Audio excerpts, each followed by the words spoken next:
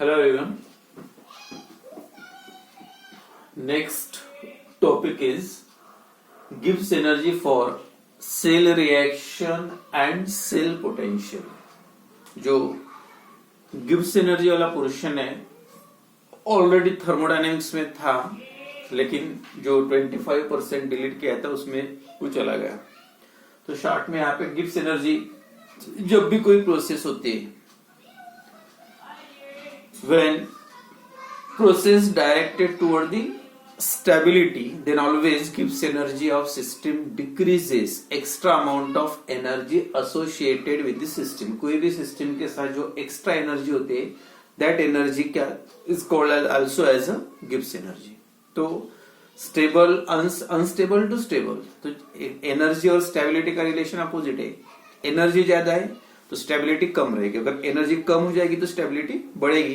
तो गिव्स energy change या गिव्स energy for cell reaction and cell potential, उसका एक 2 मार्क के लिए रिलेशन आता है। The relationship between cell potential and गिव्स एनर्जी आर सेल रिएक्शन और सेल पोटेंशियल।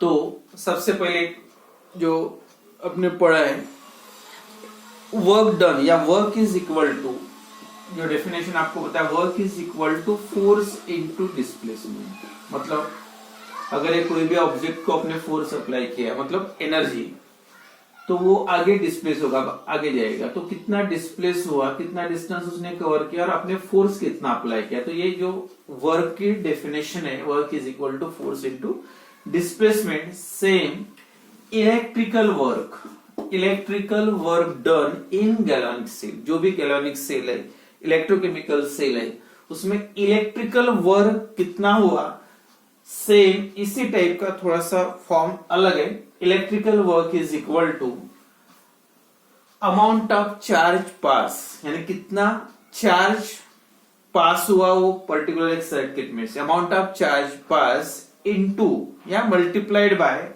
Cell potential. और सेल पोटेंशियल मतलब जैसे 2 जगह पे इलेक्ट्रिसिटी सेल पोटेंशियल डेवलप होता है, एक जगह पे चार्ज मतलब पॉजिटिव चार्ज बढ़ता है, दूसरी जगह पे नेगेटिव चार्ज, मतलब दोनों में जो डिफरेंस डेवलप होता है। अब जितना करंट बढ़ेगा उतना इलेक्ट्रिक करंट फ्लो होगा, मतलब जो डिफरेंस, जितना पोटेंशियल डिफरेंस की वैल्यू ज्यादा रहेगी उतनी इलेक्ट्रिसिटी ज्यादा पास होगी। मतलब ये जो डिफरेंस डेवलप हो रहा, पोटेंशियल डिफरेंस या सेल पोटेंशियल बोल सकते हैं, और इसका रिजल्ट क्या मिला, करंट पास होना। अब सेम कितना फोर्स अप्लाई कर रहे हैं उतना उसका डिस्प्लेसमेंट होगा। तो इसी टाइप से, तो ये तो पार्ट जनरल, लेकिन electrical work done in the galvanic cell is equal to electrical work is equal to amount of charge into cell potential, amount of charge into cell potential. तो amount of charge, कितना charge उसमें से वो wire में से पास हो रहा, इसकी वैल्यू किस पे डिपेंड है, और standard value charge present on 1 mole of electron, charge present on 1 mole of electron is equal to Faraday, 1 Faraday या 96500 कूलम। तो charge present on 1 mole of electron, अब वो वायर में से कितने इलेक्ट्रॉन पास हो रहे हैं। अब 1 मोल इलेक्ट्रॉन पास होते हैं तो इतना चार्ज होता है। अब जितने number of moles of electron pass हो गए तो n with the number of moles of electron and therefore तो अमाउंट ऑफ चार्ज की वैल्यू क्या होगी, amount of charge is equal to number of moles of electron n number of moles into Faraday. 1 mole पे इतना charge है, तो जितने moles electron उतना चार्ज पास होगा। And second, cell potential is equal to E या E cell. तो ये वैल्यू पुट करने के बाद जो इक्वेशन है, electrical work, that is electrical work is equal to, क्या हो जाएगा formula, NF into E cell. Formula electrical work is equal to N number of moles of electron, F Faraday जिसकी value 96500, और ई सेल का मतलब cell potential या potential difference या EMF of cell. Then अब यहाँ पे थोड़ा सा एक दूसरा पार्ट है, W गिव्स, साइंटिस्ट का नाम है, gives concluded that during this electrical work in the galvanic cell is equal to decrease in the Gibbs free energy. जो गिब्स फ्री एनर्जी होती है, जब भी कोई गैल्वेनिक सेल वर्क करता है तो उसकी गिब्स एनर्जी, वर्क कर रहा मतलब स्टेबिलिटी की तरफ जा रहे हैं, तो जब भी स्टेबिलिटी की तरफ जाते हैं तो गिब्स एनर्जी कम होती है, मतलब Gibbs energy of system decreases and therefore according to Gibbs electrical work is also equal to decrease of Gibbs energy, मतलब minus del G. Gibbs energy is represented by symbol G, change in the Gibbs energy, that is del G minus. तो जब भी कोई electrical work होता है तो Gibbs energy decrease होती है. सपोज दिस इक्वेशन नंबर 1 और इक्वेशन 2 है. From equation 1 and 2 electrical work तो इक्वेशन आप ऐसे लिख सकते हैं del G is equal to NF E cell, मतलब गिब्स एनर्जी चेंज, और del G is equal to minus NF E cell, मतलब del G Gibbs energy change is equal to minus N number of moles of electron F Faraday and E cell मतलब cell potential. तो ये एक equation important, यानी इतना लिखना होता है, लेकिन स्टैंडर्ड का पूछा अगर under this standard condition, standard में क्या क्या स्टैंडर्ड होगा, अगर स्टैंडर्ड के लिए डेल जी हो, मतलब जनरल फॉर्म और स्टैंडर्ड फॉर्म में डेल जी जीरो, या ई सेल है तो सेल पोटेंशियल, और यहाँ पे जीरो लिखोगे तो स्टैंडर्ड सेल पोटेंशियल. तो स्टैंडर्ड फॉर्म में ये equation del G zero standard Gibbs energy change equal to minus N F E zero cell, और यहाँ पे भी स्टैंडर्ड हो जाएगा तो क्या होगा, standard Gibbs energy change is equal to minus N मतलब number of moles of electron F Faraday and E zero cell जो है क्या है, स्टैंडर्ड सेल पोटेंशियल. तो ये 2 मार्क का क्वेश्चन आता है तो यहां तक आपको लिखना पड़ेगा, या प्रॉब्लम सॉल्व करने के लिए भी. तो is the relationship between standard Gibbs energy change and standard cell potential. तो E zero del G zero is equal to E zero cell into N F minus. तो ये एक रिलेशन, और इसमें थोड़ा सा क्लियर करो. फ्रॉम दिस इक्वेशन ये जो वैल्यू है standard cell potential is always intensive property, क्योंकि जो स्टैंडर्ड का मतलब दैट इज फॉर 1 मोल, और 1 मोल जो प्रॉपर्टी अमाउंट पे डिपेंड करती है तो उसको एक्सटेंसिव बोलते हैं. That not depends on amount, कितना, जैसे 1 ग्लास वाटर का टेम्परेचर या 1 लीटर वाटर का टेम्परेचर उतना आता है तो टेम्परेचर का इंटेंसिव प्रॉपर्टी. लेकिन वही वाटर का वेट, अगर 1 ग्लास का वेट इतना है तो 10 ग्लास का 10 टाइम ज्यादा आएगा. तो अमाउंट बढ़ाने से वैल्यू बढ़ती है तो एक्सटेंसिव प्रॉपर्टी, और अमाउंट बढ़ाने के बाद भी वैल्यू नहीं बढ़ती that is called the intensive property. तो E zero cell standard cell potential is intensive property. तो how it become intensive property, अगर ये प्रूव करना है तो देखो, स्टैंडर्ड एनर्जी या Gibbs energy change is extensive, del H del S जो थर्मोडायनेमिक्स पढ़ा था, या डेल जी, ये सभी एक्सटेंसिव प्रॉपर्टी है. तो रिएक्शन, जैसे कोई भी रिएक्शन दिया है, अब ये क्या है, N is the number of moles of, ये इक्वेशन आप ऐसे भी लिख सकते हैं, how it is intensive E cell E zero cell is equal to rearrange करने के बाद minus del G zero upon क्या आएगा N F, N is the number of moles of electron. अब ये इंटेंसिव प्रॉपर्टी कैसे, ये डेल जी extensive है. अगर कोई इक्वेशन को, जैसे कोई इक्वेशन दिया है C U di positive plus 2 electron give C U, if the equation is multiplied, stoichiometry of equation is multiplied by some number, कोई नंबर से उसको मल्टीप्लाई डबल करो, अगर ये अमाउंट डबल कर दिया तो क्या होगा, ये 2 हो जाएगा, ये 4 हो जाएगा, ये भी 2 होगा. 2 से पूरी इक्वेशन, मतलब reaction number of moles of electron, पहले 2 मोल्स थे, अब n की वैल्यू कितनी हो गई 4. अगर ये डबल होगा, पहले कितने थे 2, अब ये डबल होगा तो मतलब ये 4 हो जाएगा, तो इसकी वैल्यू भी डेल जी की वैल्यू भी क्या होगी, डबल होगी, मतलब फिर से क्या हो जाएगा कैंसिल. तो इसका मतलब that not depends on E zero cell is not depends on amount of substance, therefore E zero cell is intensive property. बस इतना याद रखो, बाकी ये उतना ये कुछ नहीं है, बस E zero cell standard cell potential is the intensive property, example of intensive property. And then next जो 2 मार्क के लिए आता है question, a relationship between standard cell potential and equilibrium constant. Standard cell potential and equilibrium constant मतलब E0 standard cell potential मतलब E0 cell and equilibrium constant.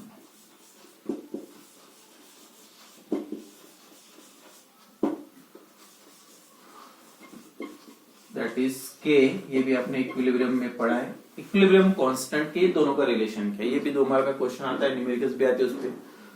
Standard cell potential and equilibrium constant, तो जो आपने derive किया था equation क्या है, gives energy change, the relationship between standard गिव्स energy change and standard cell potential is given by, जो दोनों का रिलेशन है स्टैंडर्ड एनर्जी एंड स्टैंडर्ड गिव्स energy change standard cell potential. क्या इक्वेशन जो अभी डिराइव किया था, del G zero is equal to minus N F E zero cell, जो अभी का equation, suppose equation number 1 from the relationship between standard gives energy change and E0 cell. Now, the relation in thermodynamics में वाला part है जो already thermodynamics में हो गया है, लेकिन आपको सिलेबस रिलेटेड है तो उसमें नहीं है। The relationship between standard gives energy change and equilibrium constant, तो दोनों का relation del G zero is equal to RT minus RT ln k, ये इक्वेशन है थर्मोडायनेमिक्स चैप्टर में। स्टैंडर्ड गिव्स energy change is equal to RT ln k and k is the equilibrium constant, तो दोनों का रिलेशन गिव्स energy change and equilibrium constant, as the gas constant is the temperature in kelvin. And from this 2 equation, अगर 2 equation को आपने compare किया, ये same है, तो इसका मतलब है माइनस एन एफ E0 से, बस ये डिराइव करते टाइम 2 इक्वेशन लिखना है from equation and 1 two, equalise करो दोनों को, क्या हो जाएगा minus RT ln k, minus minus cancel and therefore E0 cell is equal to NF, इधर अगर जाता है minus minus cancel, RT upon NF ln k। Then ln का conversion log to the base 10, अगर ln का conversion log to the base 10 में करोगे तो क्या किससे मल्टीप्लाई करता है, इसके पहले हो गया इंटू 2.303 हो जाएगा, तो log टू द बेस 10 हो जाएगा, and therefore this equation become 2.303 RT upon NF then log of k, या log to the base 10 of k। और दूसरी बात, एट 25 डिग्री सेल्सियस, टी की वैल्यू अगर 25 डिग्री सेल्सियस लोगे, आर कांस्टेंट 8.314, ये कांस्टेंट वैल्यू, और एफ की वैल्यू भी कांस्टेंट है 96500, और ये वैल्यू पुट करने के बाद जो डायरेक्ट अगर कभी पूछते, सेम इसमें जो नर्स इक्वेशन था, क्या आएगा 0.0592 अपॉन एन, एन चेंज हो सकता है number of moles of electron, into log of के। तो ये इक्वेशन इंपॉर्टेंट याद रखना है आपको, कोई भी टेम्परेचर पे निकलना है तो ये इक्वेशन 2.303 RT अपॉन NF, या स्पेशली 25 डिग्री सेल्सियस या 98 केल्विन दिया है, तो डायरेक्ट ये इक्वेशन लिख के आप प्रॉब्लम सॉल्व कर सकते, सीधा सीधा n की वैल्यू पुट करो, कभी E0 सेल की वैल्यू गिवन होगी, k निकलना रहेगा, या k की वैल्यू गिवन है तो आप E0 सेल निकाल सकते। तो न्यूमेरिकल्स के लिए भी, और ये जो क्वेश्चन आता है 2 मार्क का, the relationship between E0 cell and equilibrium constant, इसके लिए भी 2 इक्वेशन और दोनों को इक्वलाइज करो, और उसके बाद सीधा सीधा ln का conversion log to the base 10 करोगे तो 2.303 से मल्टी, यहाँ तक भी इक्वेशन लिखा तो सब ये स्टैंडर्ड फॉर्म है, मतलब 25 डिग्री सेल्सियस, ये सभी कांस्टेंट है, उसकी वैल्यू पुट करोगे तो आंसर आता है 0.0592। तो इसके ऊपर प्रॉब्लम्स भी आते हैं, तो इससे रिलेटेड एक प्रॉब्लम लेंगे अभी।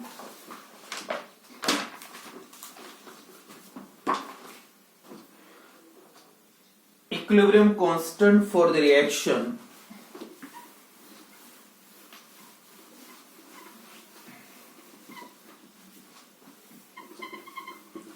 equilibrium constant for the reaction equilibrium constant for the reaction दिया है Cu positive use Cu die positive plus Cu die positive plus Cu is की वैल्यू है 1.2 इंटू 10⁻6 मतलब K की value 1.6 into 1.2 into 10⁻6. What is the standard cell potential at which reaction takes place? What is standard cell potential? मतलब E0 cell at which reaction takes place. At which reaction takes place. मतलब क्या निकलना है? What is the E0 cell standard cell potential निकलना और K की value given है same. ये इक्वेशन E0 सेल की वैल्यू निकालना और K की वैल्यू गिवन है, बस वैल्यू पुट करके सॉल्व करना है. आप इसमें आता है number of moles of electron. अब ये रिएक्शन देखो क्लियर कर लो पहले, ये अलग अलग लिख सकते हैं आप. Cu सिंगल पॉजिटिव 2 है, ट्वाइस है, अगेन Cu सिंगल पॉजिटिव. इसमें क्या हो रहा है, एक Cu इलेक्ट्रॉन लॉस कर रहा है और दूसरा गेन कर रहा है. अगर एक ये लॉस करता है तो क्या होगा, Cu का Cu एक पॉजिटिव चार्ज बढ़ेगा और दूसरा गेन करता है तो चार्ज न्यूट्रल. बस ये रिएक्शन है. तो कितने इलेक्ट्रॉन ऐड हो रहे हैं, ओनली 1 इलेक्ट्रॉन. मतलब ये रिएक्शन इसका अगर इलेक्ट्रॉन निकल जाता है तो Cu मतलब इसका निकलता है तो क्या होगा, इसका एक इलेक्ट्रॉन लॉस होता है तो Cu डाई पॉजिटिव हो गया. और इसमें अगर एक इलेक्ट्रॉन ऐड होता है, जो निकला है वो Cu सिंगल पॉजिटिव था, एक इलेक्ट्रॉन अगर ऐड होता है तो उसका कन्वर्शन हो जाएगा Cu. एक positive Cu positive electron loss करा, देयरफॉर डाई पॉजिटिव, दूसरा गेन करा तो Cu. तो ये रिएक्शन में number of moles of electron involve, कितने, एक ही मोल इलेक्ट्रॉन इन्वॉल्व है तो सीधा होगा clear. Value of N is equal to 1, value of K is equal to 1.2 into 10⁻6 और E0 सेल निकालना है. सीधा सीधा प्रॉब्लम है, पहले फार्मूला लिखो और टेम्परेचर अगर दिया नहीं तो समझ जाओ that is at 25 degree Celsius. Standard ले सकते, दिया रहेगा तो फिर RT 2.30 होते RT/NF लेना पड़ेगा. और टेम्परेचर अगर दिया है तो 25 दिया है तो ये यूज कर सकते हैं, दिया नहीं भी रहा तभी आप ये यूज कर सकते हैं. तो E0 cell is equal to 0.0592 upon N की वैल्यू है 1 mole of electron, log of 1.2 into 10⁻6 that equal to 0.0592.